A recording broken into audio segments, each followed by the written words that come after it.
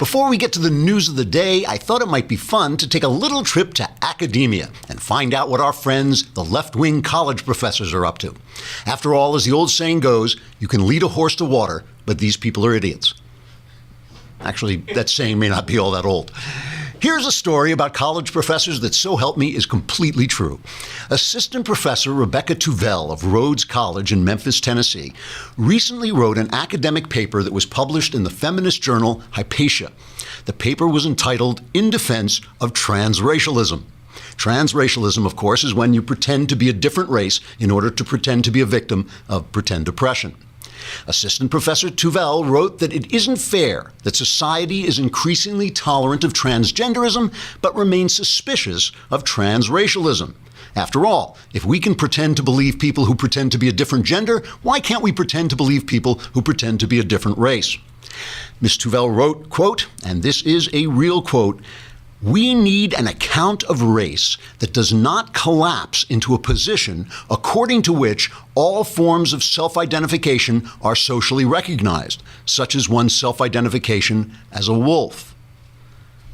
Ms. Tuvell's article set off a firestorm of criticism, with hundreds of other academics signing a petition asserting that it was dangerous and an act of epistemic violence to suggest that, quote, white cis scholars may even engage in speculative discussion of these themes.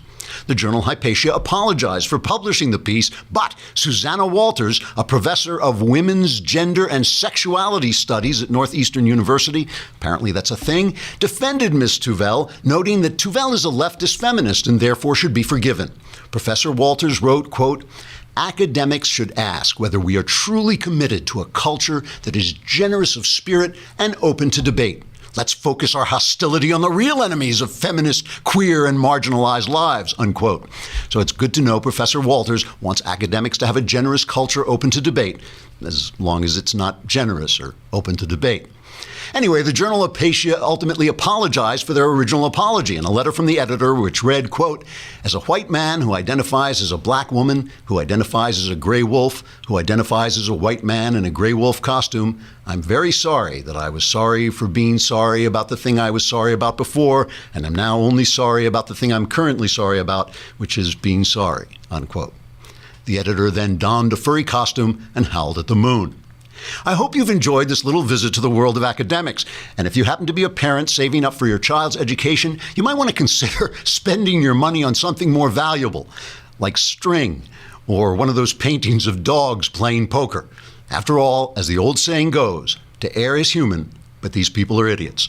Trigger warning, I'm Andrew Klavan, and this is The Andrew Klavan Show. I feel hunky-dunky, life is tickety-boo. Birds are winging, also singing hunky-dunky-doo. Ship-shaped, ipsy-topsy, the world is zippity-zing. It's a wonderful day, hurrah, hooray! It makes me want to sing. Oh, hurrah, hooray! Oh, hooray, hurrah! All right, I'm identifying as Andrew Klavan. We're back. This is the last day before the long Klavanless weekend, right? We've got a 3-day Klavanless weekend. We are actually closed for Memorial Day, I'm happy to say. But today we have Rod Dreher here from the American Conservative. He is the author of a New York Times bestseller called The Benedict Option, a strategy for Christians in a post-Christian nation. I've wanted to talk to him for a long time about this strategy, and we will do that. Meanwhile, today, I'm going to be talking about a lot of stupid. I called this show Death by Stupid because there's just been a lot of stupid going on this week. And so I want to start, before I get to the stupid, I want to start with something smart. Because one of the wonderful things about capitalism is capitalism still rewards you for being smart. And if you have a smart idea, no matter who you are, you can still get it going and make some dough. And, you know, it's good because it just means that you think, hey, here's something I would like. Maybe somebody else would like this too. And then you have this free exchange. They give you money, you give the product. That's how Movement Watches was born. And it's called Movement, but they cut out a lot of the letters. It's MVMT. MVMT, that's how you find it, Movement Watches. And this is just a couple of college kids who, like me, love expensive watches and, like me, are cheap. And it's funny, I'm not cheap about everything, but I do love a beautiful watch. And I love a watch that really looks good and works well, but something in me just will not, there's stuff I will spend money on, like a trip or something like that, but something about me won't let me spend like a whole passel of money on a watch. So that is why MVMT is a great, great system. It's a website. They're selling beautiful, beautiful fashion watches that start at just $95 at an apartment store. In a department store, these things would cost you $400 to $500, but you're starting at $95.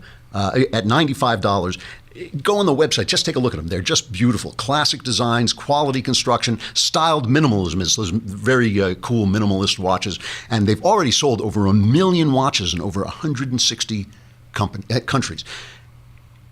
Today, if you go on there today, you can get 15% off with free shipping and free returns by going to mvmt.com/Andrew. MVMT. They dropped all those letters. I don't know, maybe they'll start another company with the rest of the letters. The watch has you'll take a look at them, really. It's a beautiful, clean design. Ever since I got one, people always notice it. They always see it. So you can step up your watch game at an affordable price at mvmt.com/Andrew. Join the movement, or join the movement. But anyway, really take a look. They're terrific. So I called this show Death by Stupid because I feel like the people who are supposed to be smart are idiots. And the people who are supposed to be dumb, namely Trump and his team, are really doing very well. I mean, if you asked me what the stories this week are, what are the big stories, right? Because it's totally different what you're hearing in the news. Like I opened the New York Times today, which I just do because it feeds me satire. And I opened the New York Times and I thought, like, there's no news. There's no news. It's just nonsense. The big story this week, as far as I'm concerned, obviously there's the terrorist attack, and I'll come back to that. But the really big story this week is that Donald Trump has reset American foreign policy in the Middle East from stupid to smart. That is the story. Trump went to Saudi Arabia, and it was very beautiful that he went to these three places that house that are headquarters to the world's three great monotheistic religions. He went to Rome and met the Pope, and that way he said to the Pope, he was overheard saying to the Pope, "I'll never forget what you said." So I was wondering, did the Pope give him like a tip on a horse or something? Because he's the Pope. He probably knows this stuff. It's like the third in Hialeah. But he went to the Pope, and that was great. And he went to the Wailing Wall in his yarmulke and all this, but it was really what happened in Saudi Arabia that changed the game, because he went there, and it took me a while to really kind of understand the whole depth of what he did, and it's obviously him and his team, but he assembled the Sunni nations, like 50 Sunni nations, and said, look, we will partner with you, but if this is an Islamic problem, you've got to start by dealing it with you. We will partner with you against Iran, because of Obama's stupidity, has become this huge monster power in the region. We will partner with you against Iran. We will sell you weapons and help you fight, but you got to start taking care of your own house. You got to start going into these madrasas and stop teaching kids this radical stuff. So I think that it's an amazing thing, because all this time we were told, remember how we were told that it was smart diplomacy? Now we had Obama. It was going to be smart diplomacy. I mean, here is Donald Trump and his team coming up with a genuine strategy. We don't know yet, how it's going to work. Will the Saudis step up? All these things are open questions, but at least it's a smart strategy. It's a smart idea. Meanwhile, John Kerry, former Secretary of State under Obama, is giving a commencement speech where he's making fun of Trump because he's so smart. And here's his answer to terrorism. Just infusing more weapons into the Gulf states is not going to solve the problem of a region that needs to create more than 60 million new jobs in the next decade alone. It is to provide these booming youth populations with a quality education, with skills for the modern world, with jobs that allow them to actually build a life. So it's jobs. It's not that they don't have a motive for killing. They just want jobs. It's just their little ways, like those big sad eyes. They're just, when they blow up children in Manchester, it's just their little way of saying, we need a job. It's just their way of saying it. So people, anybody with any sense, this is the guy, remember, we were told how smart, how nuanced he was, and what an idiot Donald Trump is. And meanwhile, Trump has come up with an actual strategy in the Middle East, or at least his team has, and John Kerry is still peddling this nonsense. And when people buried their face in their hands at John Kerry, this is him defending himself. I can handle things. I'm smart. Not like everybody says. Like dumb, I'm smart, and I want respect. It's funny. His voice goes up when he gets upset. I'm smart. Anyway, I mean, it really is an amazing thing. And then we have the story in Montana. We have to talk about this because apparently a reporter they're having a congressional race, a U.S. Congress race, and the reporter for the socialist newspaper The Guardian in the UK went in to ask Greg Gianforte, the Republican candidate, something about the healthcare, the CBO's new thing on the healthcare bill, and apparently it got violent. We have some video of the actual confrontation. When I want to know anything from you, I'll tell you, you long-legged son of a... You want to call me that? Smile. Things are tough in Montana. This is a manly state. They don't get around. So here's Ben Jacobs describing. This is the Guardian reporter describing what happened. I've been pressing the campaign for a few days to grab Gianforte one-on-one, and they told me that they decided in the past they weren't, and I just figured he was standing around there and just to reach out and get his response to the CBO score. That he'd been talking about, that he'd been holding off his opinion on healthcare, at least on the stuff, until he saw the CBO score. And I went up and asked him about it, and should have said, talk to my communications person. I just followed up and said, you've been talking about this, just wanted to get your response. And then he should have said, no, I've had enough. And next thing I know, I'm being body slammed. And he's on top of me for a second. My glasses are broken. It's the strangest moment in my entire life reporting. So, it's in Montana, it's like when you asked me about the CBO, smile. So he was charged. All the newspapers withdrew their support from the candidate, and he was charged with not a felony, I think a misdemeanor assault charge. Apparently hitting a reporter is now against the law. I didn't realize that. No, I'm joking. We grown-ups, we use our words. We don't use our fists. I don't know what was going through this guy's mind at all. Really, I don't. And apparently it's a real story. The Fox News team was there, so we actually know it's real. If it were just The Guardian, we wouldn't know, but Fox was there. But let me just show you, though. I mean, obviously, bad thing. Don't hit people, really. I understand the frustration with the press. Here is Don Lemon, and I'm only playing Don Lemon because he is representative. Joe Scarborough said the same thing. Here's Don Lemon telling one of his guests. One of his guests says, this has nothing to do with Donald Trump. I mean, what does it have to do with Donald Trump? It has nothing. Lemon can't believe that anyone would even believe that. He can't believe the words would come out of his mouth. Listen to Lemon cutting off his guest. But my point is this, Don. We have an issue going on right now where people think they can do anything with their fist and with their hands like this candidate did. And we have people who think they can say anything that they want to as well. They are both wrong. And you don't.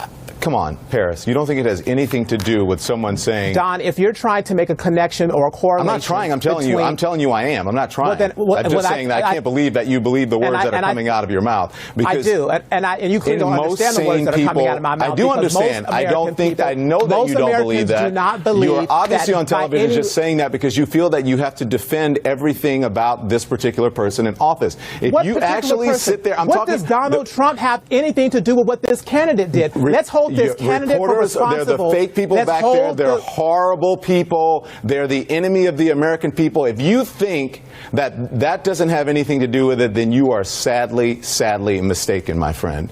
Not many people know this, but Don Lemon actually invented Chris Cuomo in a lab because he was tired of being the stupidest person at CNN. I think that's the only reason. This guy, I mean, first of all, it's such a rude thing to do to your guest. You have the guy on to get his opinion, and then you tell him his opinion is not his opinion. His opinion must be your opinion, or else, it's not even an opinion. You can't say it.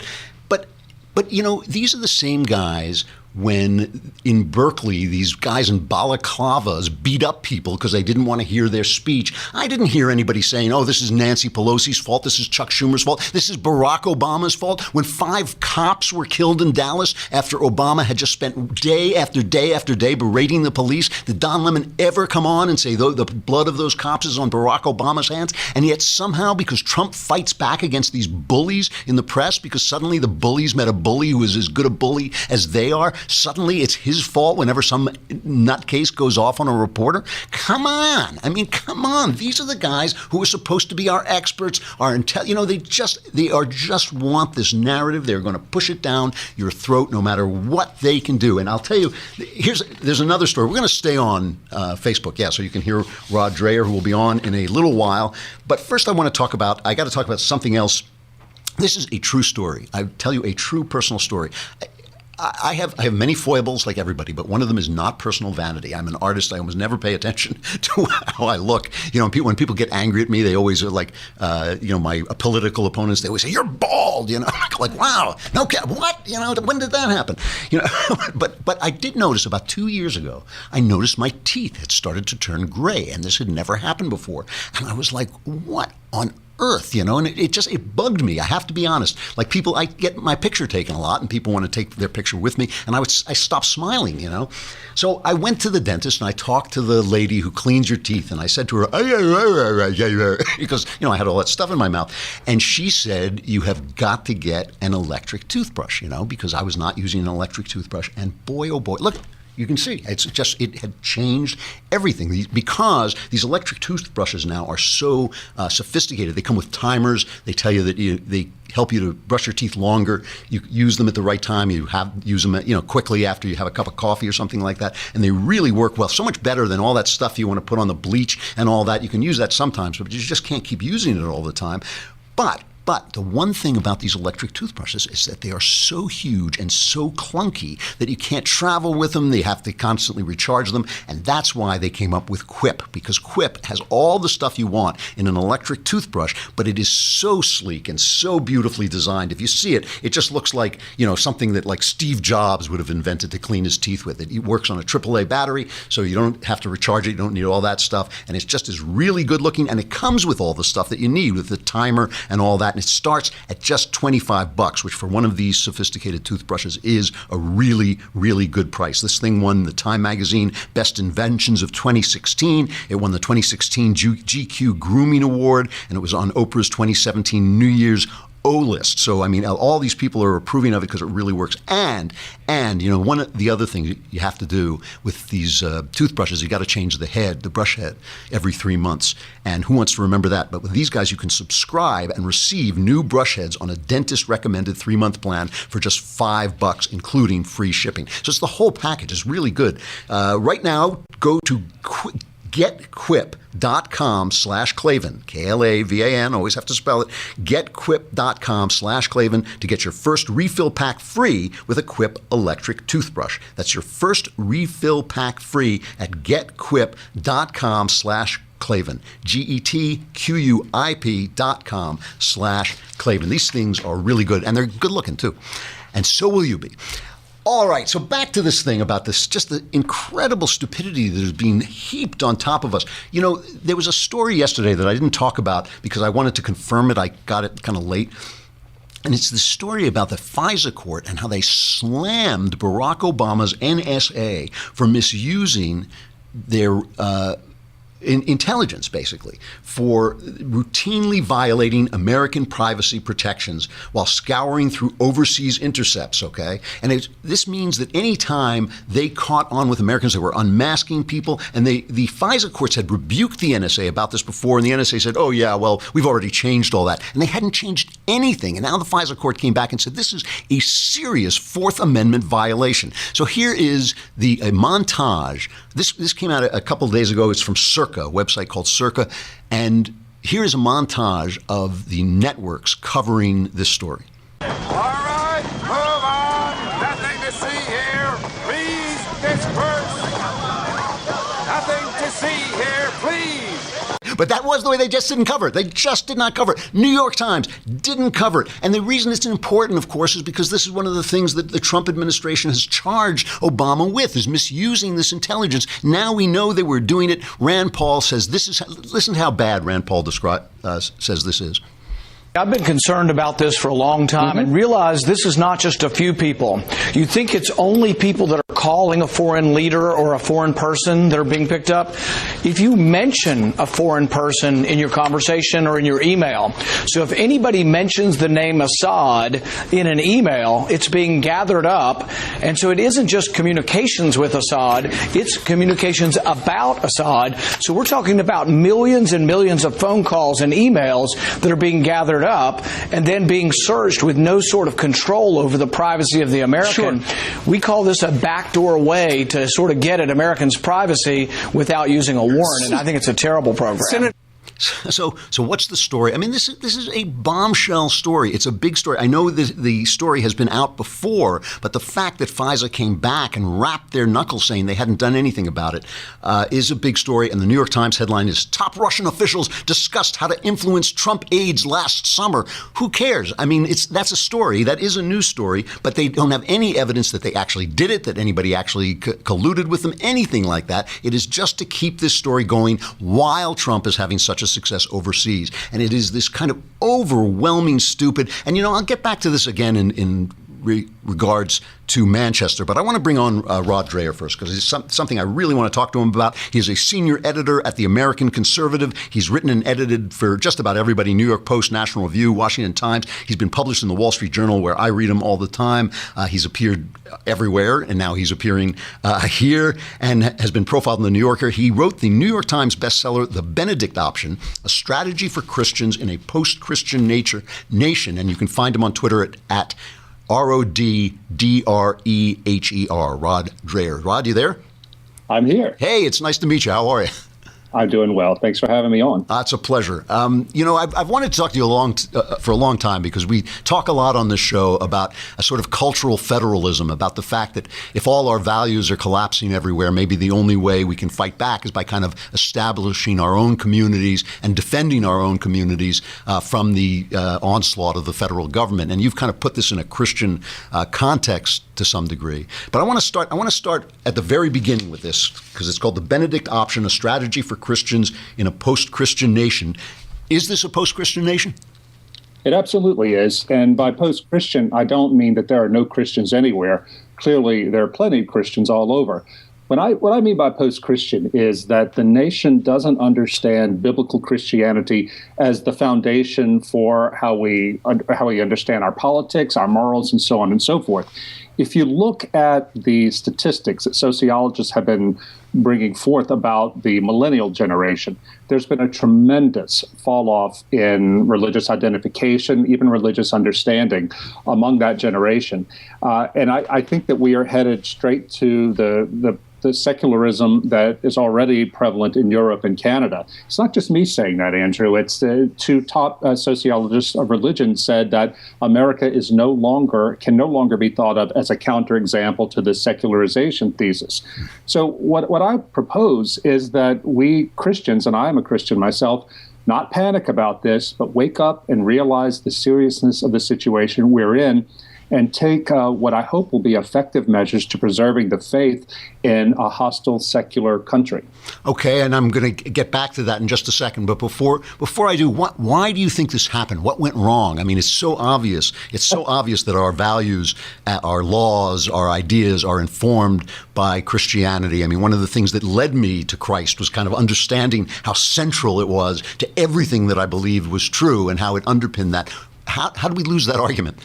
Well, that's whole books have been written about that. But I think the key thing was the Enlightenment, which was a deliberate attempt to sever the roots of Western culture from Christianity for the sake of liberating the individual. Now, a lot of the men who founded the Enlightenment, the philosophers and so on, also men who founded our country, were, if not Christians necessarily, at least deists, and they recognized that there had to be, that the social order, the political order had to be rooted in something transcendent. For us, this was the Christian faith. Well, 200, 250 years on, we have depleted that understanding. And now we have come to the point in our culture, and even in a lot of churches, I hate to say, where our religion and our public ethos worships the autonomous self. And I saw this really interesting thing the other day. Someone had one of those Google Ngrams where they go back and search books to see over the past 300 years to see how often certain words appear in those books. The word rights appears like 4 or 5 times as often as the word duties appears in books written since the 1960s. What does that tell you? Yeah. Okay, I know I'm taking you through this slowly, but I actually want to get your whole vision here. Sure. When you look at the country, when you look at your daily life, what do you think the worst effect is of having lost the underpinning of Christianity? What do you think the worst effects? What are the things that bug you? Just real life, everyday things. Yeah, well, I live most of my life online because I write for a living, and that right there is a sign of modernity too. Even though I try to be a traditionalist, I'm as modern as anybody else in that regard. But my wife is a teacher, and she teaches in a Christian school, and I talk to a lot of different teachers, both in Christian schools and public schools, and the lack of a moral center among kids today. The idea that they believe that their purpose in life is to be happy and that they are owed certain things. This is not the country we started out in. This is not the country that my father, who was born in the 30s and who lived through the Depression, this isn't the country he helped to build. But I think that there's so many things, not just the education system, but our entire consumer economy and the consumerist ethos teaches us to think that the purpose in life is to freely choose the things that make us happy, not necessarily the things that are right. And this plays out in so many different ways.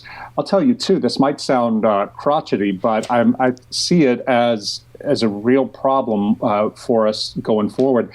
Every time I go to colleges to speak, at Christian colleges too, the number one thing that the professors tell me that they see the kids struggling with, addiction to pornography. It comes through the smartphones that I'm seeing even in conservative Christian communities, parents handing their kids. And they come to think that this is part of the moral ecology, having access to smartphones. I see a lot of parents undermining the sort of things that they want their churches and the schools to teach their kids, but they're undermining it themselves by this uncritical acceptance of technology. Yeah, and it really isn't crotchety, because it's not just a question of saying, oh, that's naughty. It really is so destructive to people, and it's an addiction, and it destroys people's sex lives, which is ironic, but there it is. So what's the Benedict option? What does it mean? Well, this philosopher, Alistair McIntyre, contemporary philosopher, said back in the 1980s that we in the West have lost our moral center, and this is why we are going further and further apart. He said that we are living a lot like the late Roman times, at the time when the Roman Empire fell. Interestingly enough, Cardinal Ratzinger, just before he became Pope Benedict, said the same thing. Anyway, McIntyre said that we await a new and doubtless very different St. Benedict. Well, who was St. Benedict?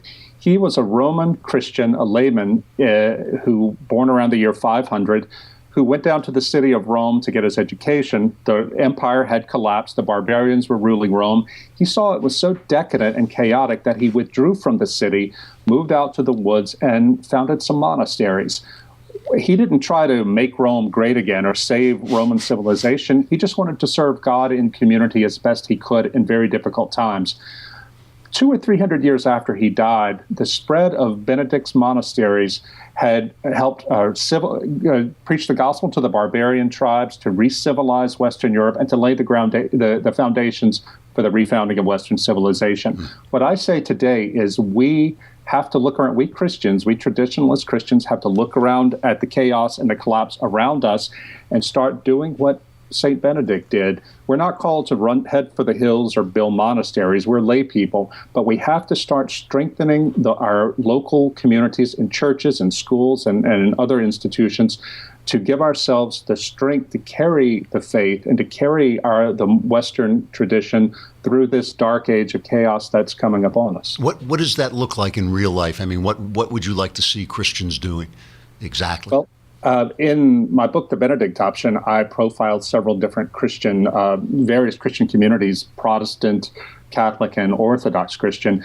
who are doing forms of this. My favorite one, the one that I think realizes it most completely, is an Italian community in a city on the Adriatic. They're all Catholics, very faithful Catholics, but they're not angry about it. They can read the signs of the times and see how things are falling apart, but they also realize that they have to come together, as they've done, to build a school, a classical school, to educate their kids. They also come together as a community for Bible study, and also for events like sporting events, community gardening, things like that. And they are building the thick community that they're going to need to hold on to the faith amid all these different currents that's separating us from each other, and families from each other, and people from their churches. I think some form of that, you can't franchise this, but some form of that, where we make the community, the church in most people's cases, but also schools, classical Christian schools and neighborhoods, the focus of our lives, in much the same way that modern Orthodox Jews do. That will give us the strength to go out into the world as we are called to do, without losing our moral grounding and our faith. At least that's the hope. When you bring up Orthodox Jews and the Amish and people like that who live in communities that essentially reject modernity itself, which I think is a hard sell, because modernity has so many wonders in it. It really is. But part of it, I actually believe, is the inheritance of Christianity, that our science and our cures and our things that we basically Christ showed us we could do, if we went forward. So we don't want to lose. I personally don't want to lose modernity in making sure that I preserve what's worth preserving. Right. You're right. We can't lose modernity, because this is the air we breathe. It's the water we swim in. And I'm not attracted myself to the life of the Hasidim or the Amish. I mentioned the modern Orthodox Jews who are active in the world and present in the world, but they live their lives in such a way through fasting, through prayer, and through communal identification that make them resilient out in the world. They can present themselves as faithful Jews in the world because the things they do in their private lives and communally within the Jewish community strengthen their identification as Jews. I think we Christians have a lot to learn from them. Really interesting. I'm out of time, but I want to ask you just one last question. Do you think we are at the end of the American empire? I mean, or do you think this is the fall of Rome? Yeah, I do. Okay. I don't know how long it'll take, Andrew, and it doesn't make me happy to say that, but I don't see how we hold it together. The forces pulling us apart, pulling us away from our faith and our traditions and each other, are immensely strong. And I, as a Christian, I hope to encourage my fellow Christians to do what it takes to hold on and to survive this. And not only to survive this, but to thrive in the chaos that's to come, and to help others outside our communities to come in, and to find peace and light and order and love and healing within the churches. That's really interesting. Rod Dreher of The American Conservative, the author of The Benedict Option, A Strategy for Christians in a Post-Christian Nation. Find him on Twitter at RODDREHER. Anywhere else people should look for you? At my blog at theamericanconservative.com, at theamericanconservative.com/Dreher. Great. Rod, it's really nice talking to you. I hope to do it again. It's great to be here. Thanks, Andrew. Thanks a lot. Bye. Really, really interesting. I think that this kind of, as I say, this kind of cultural federalism is stuff we're going to have to be looking at as this federal government continues to grow, if indeed it does continue to grow, if it continues to grow and intrude in our lives. I just want to end with one last thing before the long Klavanless weekend begins, going back to this horrible attack in Manchester. I don't want to end on a low note, but I have to just talk about this for a minute. The British security forces have acted with amazing speed and intelligence and efficiency in rounding up some of these guys, and they say they're looking at a network, and they obviously had a lot of ins to this network for them to act so quickly.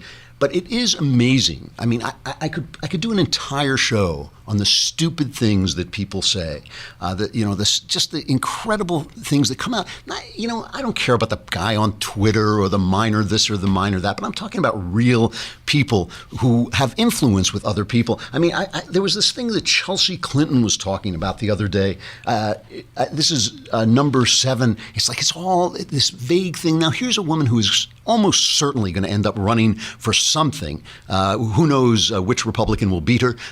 We know it'll be somebody. And just listen to the words coming out of her mouth. I mean, listen to the vapidity. When I say death by stupid, this is what I'm talking about. This is cut number 7.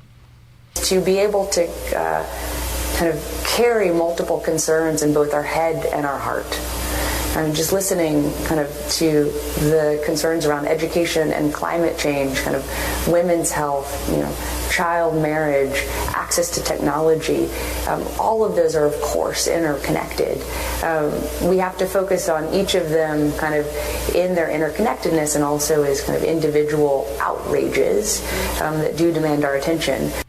Wow, makes you think, doesn't it? It's amazing stuff that is coming out of people's mouths. And a lot of people made fun of Katy Perry, who came on and said, "Oh, we got to coexist and no borders, and your fan base is my fan base." And Katy Perry is a pop star.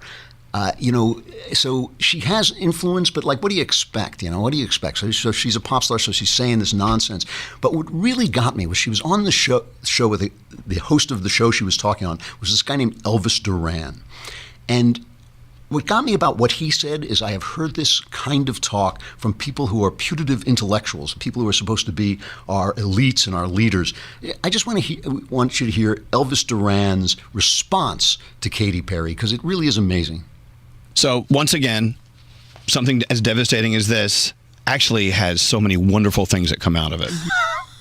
That's I will retire to Bedlam. There's so wonderful things. I wonder what wonderful thing is coming out of for the 8-year-old girl whose life was ended. That is a failure to understand. It's a failure to understand that the people who die in these atrocities are just as real as you are, that their inner lives are just as precious, that the network of love around them is just as precious as everything you have. And what would you think? What would you think if you were blown to kingdom come and somebody said, it's tough, old Elvis is gone, but something really beautiful has come out of it? Like what? A potted plant? Come on. This is a genuine threat. This is genuine evil. It needs serious people doing serious stuff. Donald Trump, and you have heard me go off on Trump, and you've heard me criticize him even yesterday.